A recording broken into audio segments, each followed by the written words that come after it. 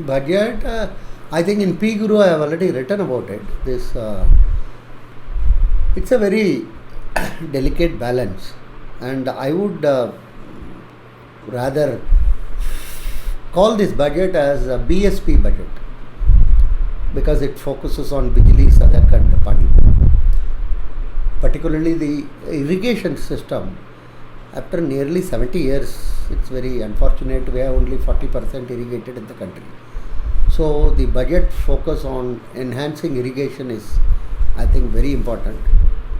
In the past, efforts have been undertaken, but I see even progressive states like Maharashtra had so much amount of corruption in the irrigation sector.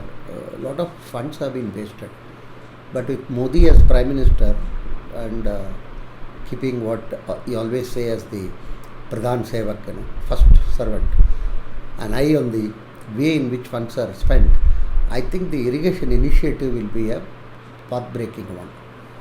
Second is agriculture. If you look at in Indian context, eastern part of UP, West Bengal and Bihar can really feed the entire Asia if only their systems are thoroughly revamped and adequate amount of rice production is continued. It's really a golden rice bowl, one can call it. So I think there is a need for having a good amount of effort in that specific zone. Then electrification of all villages is an extremely good step, and also the associated issue of road connectivity.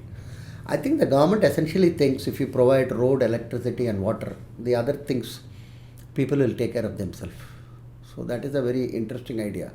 Of course, there are one or two other controversial, or I am sure the finance minister will have a relook at it, particularly the issue of employee provident fund, the corpus, if it is at 60%, or if it is kept at a lower level, the withdrawal, particularly the interest portion, will be taken as tax deductible. In other words, that will become exempt tax.